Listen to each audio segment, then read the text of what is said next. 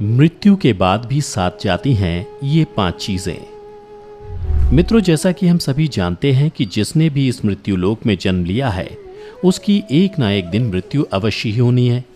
और आमतौर पर ऐसा माना जाता है कि जब किसी की मृत्यु हो जाती है तो उसके कर्म को छोड़कर उसके साथ कुछ भी नहीं जाता, परंतु ऐसा नहीं है। गरुड़ पुराण की माने तो जब किसी व्यक्ति की मृत्यु हो जाती है तो उसके मृत शरीर को जब जला दिया जाता है तब उस मृत आत्मा की यमलोक की यात्रा शुरू होती है। और इस रास्ते में उसके कर्म के साथ साथ और भी जीवन काल में की गई 4 चीजें साथ जाती हैं। यानी मृत्यु के बाद मृत आदमी के साथ 5 चीजें हमेशा उसके साथ रहती हैं। और जब उस आत्मा का पुनर्जन्म होता है तो ये 5 चीजें उचित समय आने पर आत्मा के साथ फिर नए शरीर में प्रविष्ट हो जाती हैं। तो चलिए जानते हैं कि वो 5 चीजें क्या हैं जो मृत्यु के बाद भी इंसान का पीछा नहीं छोड़ती। नमस्कार दर्शकों, द डिवाइन टेल्स पर आपका एक बार फिर से स्वागत है। गरुड़ पुराण में जिन 5 चीजों का उल्लेख किया गया है उसमें सबसे पहला है कामना। कामना गरुड़ पुराण की माने तो पुनर्जन्म के समय कामना मनुष्य और दूसरे जीवों को फिर से नए शरीर को धारण करने में सहयोग करती है। कामना के अनुसार ही मनुष्य को नए शरीर की प्राप्ति होती है। अर्थात मृत्यु के समय मनुष्य जिन जिन चीजों की कामना करता है उसके साथ मृत्यु के बाद भी चली जाती हैं और उसी कामना की पूर्ति हेतु उस मृत आत्मा को फिर से किसी न किसी शरीर का रूप लेकर लौटना पड़ता है। इसलिए गरुड़ पुराण में कहा गया है कि मृत्यु करीब आने पर सब चीजों की इच्छा त्याग करके केवल ब्रह्म अर्थात परमेश्वर का ध्यान करना चाहिए। अगर कामना लिए चले गए तो फिर नए शरीर में लौटना पड़ेगा।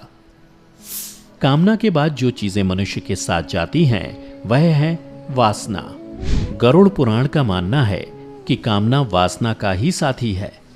वासना एक ऐसी चीज है जिसका कोई अंत नहीं है। मृत्यु शैया पर भी मृत आत्मा वासना से मुक्त नहीं हो पाती है। अब सवाल उठता है कि वासना क्या है। तो मित्रों, आपको बता दूं कि सांसारिक सुख की चाहत ही वासना है, जबकि ज्यादातर लोग वासना को केवल शारीरिक इच्छा की पूर्ति मात्र समझते हैं, लेकिन ऐसा नहीं है।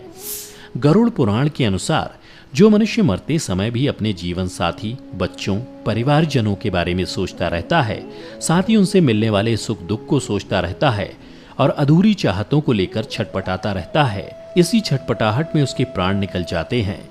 गरुड़ पुराण में इससे जुड़ी एक कथा का भी वर्णन किया गया है, जिसके अनुसार राजा भारत की चाहत एक प्यारे हिरण के बच्चे में थी। उसे सोचते हुए राजा के प्राण निकल गए, जिसके परिणाम स्वरूप अगले जन्म में राजा भरत को स्वयं हिरण के रूप में जन्म लेना पड़ा। इसलिए कामना और वासना को मृत्यु के करीब आने पर मन पर हावी नहीं होने देना चाहिए, नहीं तो मृत्यु के समय आप जो भी चीज की इच्छा लिए प्राण त्यागते हैं, अगला जन्म उसी योनि में होना निश्चित है। वासना के बाद जो चीजें मृत्यु के बाद भी इंसान के साथ बनी रहती हैं, वह है उसके द्वारा जीवन भर किए जाने वाला कर्म। गरुड़ पुराण का मानना है कि मनुष्य जीवन भर कर्म करता है, चाहे वह कर्म अच्छा हो या बुरा हो, वह मृत्यु के बाद उसके साथ सदैव बना हुआ रहता है। गीता में भी कहा गया है कि कोई भी मनुष्य बिना कर्म किए एक पल भी नहीं रह सकता।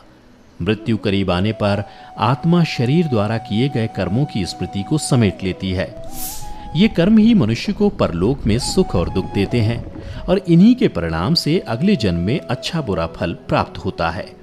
श्री कृष्ण की माने तो कर्म की गति तो ऐसी है कि 7 जन्मों तक पीछा नहीं छोड़ती है, जिसका सबसे अच्छा उदाहरण महाभारत में मिलता है। वाणों की शैया पर लेटे हुए भीष्म ने जब श्री कृष्ण से पूछा कि मुझे ऐसी मृत्यु क्यों प्राप्त हुई, तो श्री कृष्ण ने उन्हें 101 जन्म पूर्व की घटना याद दिलाते हुए कहा कि 101 जन्म पूर्व आपके कारण एक करकैटे की मृत्यु ऐसे ही हुई थी, इसलिए आज आप वाणों की शैया पर पड़े हुए हैं। इसलिए मनुष्य को चाहिए कि वह जीवन में अच्छे कर्म करे, ताकि उसे दूसरे जन्म में उसके कर्मों का अच्छा फल मिल सके। कर्म के बाद गरुड़ पुराण में कर्ज का वर्णन किया गया है, जिसके अनुसार इंसान को चाहिए कि यदि वह जीवित रहते किसी से कर्ज ले तो उसे मरने से पहले जरूर चुका देना चाहिए, क्योंकि लिया गया कर्ज और दिया गया कर्ज दोनों ही जन्म जन्मांतर तक पीछा नहीं छोड़ता है। गरुड़ पुराण में बताया गया है कि कर्ज लेकर मरने पर कर्जदाता जब परलोक में आता है तो अपना कर्ज का धन वापस मांगता है। उस समय यम के दूत कर्ज लेकर मरने वाले का मांस काटकर कर्जदाता को देता है, लेकिन कर्ज का बोझ यही नहीं उतरता। अगले जन्म में भी कर्ज पीछा करता है और उसे किसी न किसी रूप में चुकाना पड़ता है। इसलिए मित्रों, यदि आपने कभी किसी से कर्ज लिया हो तो उसे मरने से पहले अवश्य ही चुका दें, ताकि अगले जन्म में आपको किसी तरह का कष्ट ना उठाना पड़े। कर्ज के बाद जिस पांचवी चीज के बारे में बताया गया है वह है पुण्य, जो मृत्यु के बाद भी मृत आत्मा के साथ यमलोक से लेकर दूसरे जन्म तक बनी रहती है। पुण्य। गरुड़ पुराण में बताया गया है कि आपके द्वारा किया गया दान परोपकार का पुण्य कई जन्मों तक साथ चलता है। जीवन में जब कोई अपरिचित आपकी गरुड़ मदद करे तो ये समझ लीजिए कि वह आपके पूर्व जन्म का पुण्य चुका गया है। शास्त्रों में दान पुण्य को बैंक में रखे धन की तरह कहा गया है, जो बुरे वक्त में समय समय पर काम आता है। इसलिए मनुष्य को पुण्य रूप धन को जीवन भर जमा करते रहना चाहिए। अक्षय तृतीया, अक्षय नवमी, माघ पूर्णिमा, कार्तिक पूर्णिमा, गंगा दशहरा, मकर संक्रांति कुछ ऐसे दिन हैं जिनमें किया गया दान पुण्य कई जन्मों तक व्यक्ति को सुख देता है और ये पुण्य जन्मों जन्म तक आपके साथ बना रहता है।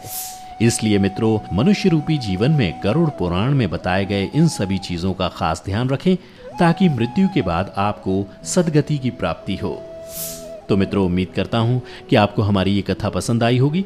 अगर पसंद आई हो तो इसे ज़्यादा से ज़्यादा लाइक और शेयर करें। साथ ही अगर आप पहली बार हमारे चैनल पर आए हैं तो हमारे चैनल को अभी सब्सक्राइब कर लें, और अगर आप ये वीडियो हमारे फेसबुक पेज पर देख रहे हैं तो पेज को लाइक करना ना भूलें। फिलहाल आज की वीडियो में इतना ही। अब हमें इजाज़त दें। आपका बहुत बहुत शुक्रिया।